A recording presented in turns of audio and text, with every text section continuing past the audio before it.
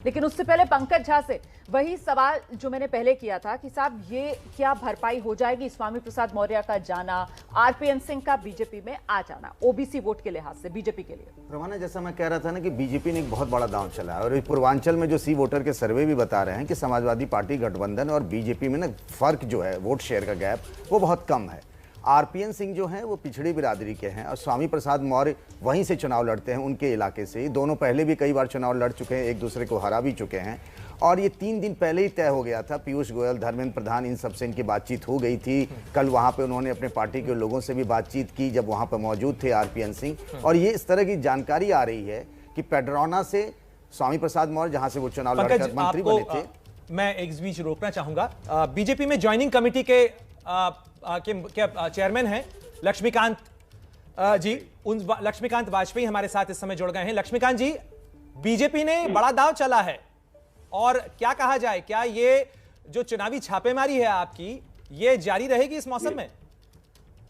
निश्चित तौर पर जो लोग अपने दल से किसी कारण से नाखुश हैं और अपने दल की चौखट पार करके हमारी तरफ हाथ बढ़ा रहे हैं तो स्वाभाविक है कि यदि वो मानक के अनुरूप है तो हम उनका हाथ पकड़कर और अपने साथ लाना, ये हम पद्धति से हम काम कर रहे हैं। क्या माना जाए कि ये आपने क्या स्वामी प्रसाद मौर्य के जाने का डैमेज कंट्रोल किया है?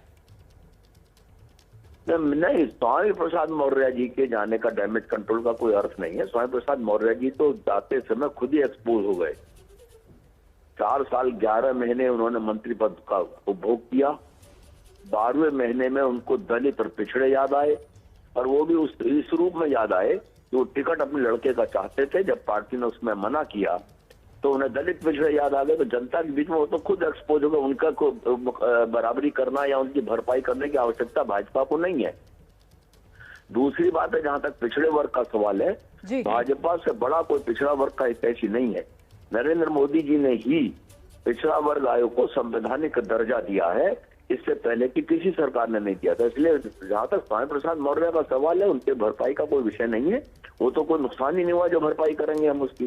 ठीक है। और आरपीएन सिंह साहब के आने का हम स्वागत भी करते हैं और निश्चित तौर पर पार्टी को भी बल मिलेगा और उनको भी अब एक वास्तविक राष्ट्रीय दल में काम करने का अवसर मिलेगा, ना कि सैद्धांतिक राष्ट्रीय दल में काम करने का। लक्ष्मीकांत वाजपेयी जी, बीजेपी जो है वो परिवारवाद के मुद्दे को लेकर लगातार अपने विरोधियों को घेरती रहती है, लेकिन सर जहां मौका मिलता है वहां ऐसा संदेश जाता है कि बीजेपी भी परिवारवाद को आगे बढ़ाने में कम नहीं। अब देखिए ना, आप तो इंपोर्ट करके लेकर आते हैं सर परिवारवाद। जितिन प्रसाद पहले, अब आरपीएन सिंह साहब, इसके लिए क्या दलील है?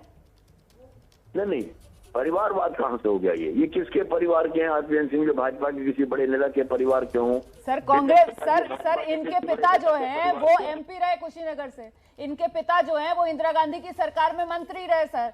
मतलब परिवारवाद ही की उपज है ना आरपीएन सिंह भी। जब वो कांग्रेस पार्टी में रहे तो परिवारवाद का आरोप, लेकिन अब बीजेपी में आ जाएंगे तो वो जो कहते हैं कि बीजेपी के पास वॉशिंग मशीन में दाग धुलने वाली। उनके पिताजी हमारी पार्टी में हो जी और वर्तमान में किसी दायित्व पर हो और हम उनको टिकट दें तो परिवारवाद है। उनके पिताजी हमारी पार्टी में नहीं है। ठीक है, ये आपने अच्छा हुआ डेफिनेशन बता दी कि बीजेपी के लिए परिवारवाद की डेफिनेशन ये है कि उसी पार्टी के अंदर पिता होना चाहिए। तो मतलब अगर इस लिहाज से देखा जाए तो फिर तो काफी सहूलियत है कई नेताओं के लिए। चुनाव में अक्सर जो है वो सिद्धांतों पर सुविधा हावी होती है।